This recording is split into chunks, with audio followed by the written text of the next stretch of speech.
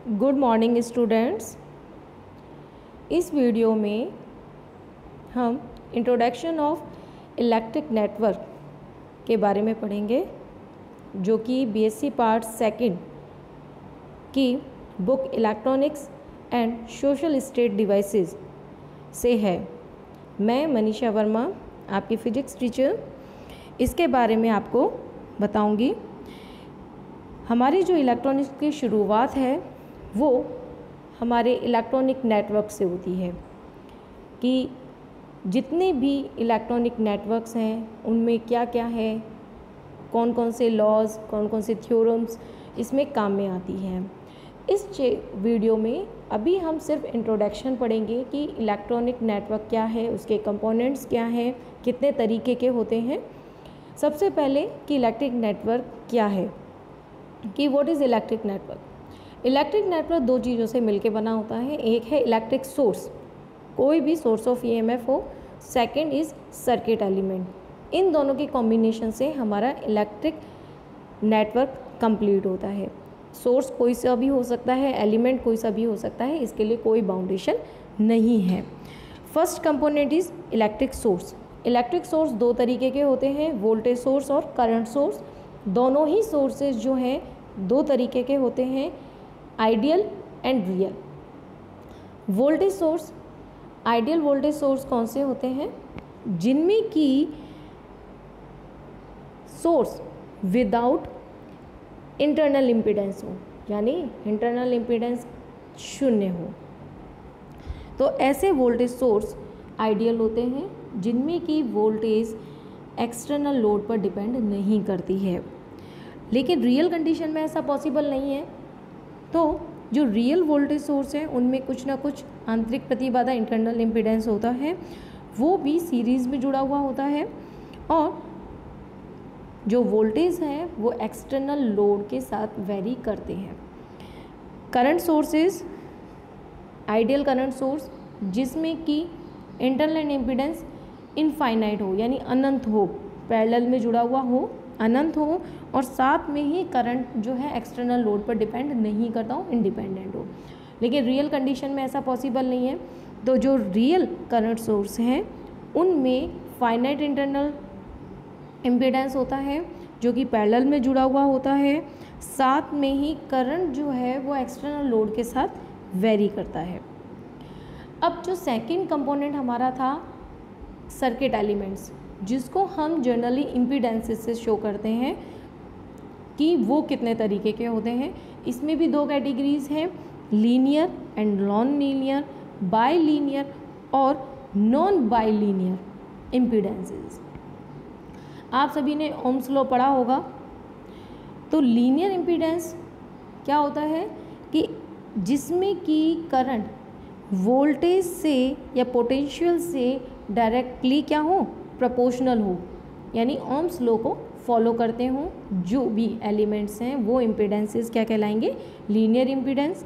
जो ohm's law को follow नहीं करेंगे, यानी कि करंट और वोल्टेज के मध्य जो ग्राफ हम खींचते हैं वो एक स्ट्रेट लाइन नहीं हो, तो वो कौन से होंगे? Non linear impedance. By linear impedance, अगर हम किसी भी नेटवर्क में, सर्किट में धारा की दिशा बदल दें और उस धारा की दिशा बदलने से इम्पीडेंस की वैल्यू चेंज नहीं हो, तो वो कहलाएंगे बाई लीनियर इम्पीडेंस, यानी धारा की दिशा बदलने से इम्पीडेंस पर कोई भी फर्क नहीं पड़ता हो। और नॉन बाई लीनियर इम्पीडेंस, जिनमें कि अगर धारा की दिशा बदल दें तो इम्पीडेंस चेंज हो गया, तो वो नॉन बाई लीनियर इम्पीडेंस कहलाते हैं। अब इन दोनों से मिलकर के नेटवर्क बन गया। अब नेटवर्क भी कई प्रकार के होते हैं। फर्स्ट इज़ पैसिव नेटवर्क, जिसमें कि कोई सोर्स ऑफ ईएमएफ नहीं लगा हुआ हो। एक्टिव नेटवर्क, जिसमें कि एक या एक से अधिक सोर्स ऑफ ईएमएफ हो।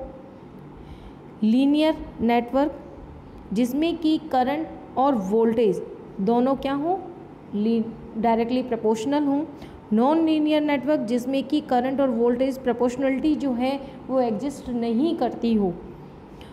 फोर टर्मिनल नेटवर्क, कि ऐसे नेटवर्क जिनमें कि दो आइडेंटिफिशियल पेयर हो, यानी दो इनपुट हो, दो आउटपुट हो, तो वो क्या कहलाएंगे, 4 टर्मिनल नेटवर्क।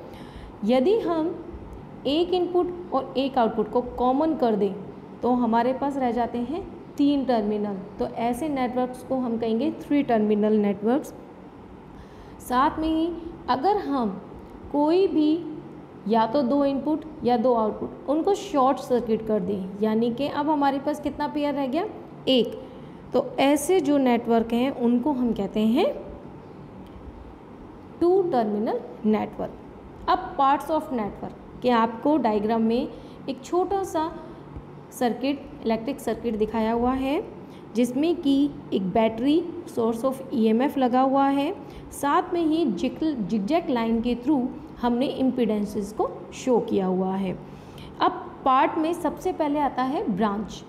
किसी भी सर्किट में वह पार्ट जिसमें कि धारा का मान कांस्टेंट प्रवाहित होता है, कांस्टेंट होता है, चेंज नहीं होता है, उस पार्ट ऑफ नेटवर्क को हम कहते हैं branch.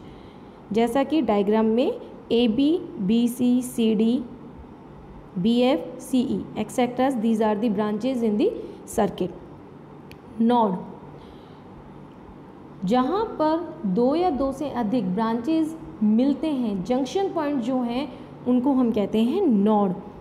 B C E F, these are the nodes in the circuit. Loop और मैश, जब हम एक क्लोज पाथ बनाते हैं इन डिफरेंट ब्रांचेस को मिला करके, तो वो कहलाता है लूप। जैसे कि ए बी एफ ए, ये एक लूप है। तो ये जो वीडियो है वो बेसिकली इंट्रोडक्शन के बारे में था कि आप एक सर्किट को देख करके उसके कंपोनेंट्स, एलिमेंट्स के बारे में एक ब्रीफ इंट्रोडक्शन जान सकें कि उसमें कौन सा एलिमेंट लगा हुआ है, कौन सा सोर्स लगा हुआ है, कितने तरीके के होते हैं। नेक्स्ट वीडियो में हम किरचॉफ्स लॉ पढ़ेंगे। आई होप आपको ये वीडियो पसंद आया होगा, आपने एंजॉय किया होगा, और आपको अगर कोई भी प्रॉब्लम वीडियो से रिलेटेड या आपको इस मैटर से रिलेटेड कोई भी प्रॉब्लम होती है तो आप मुझे व्हाट्सएप पे कांटेक्ट कर सकते हैं।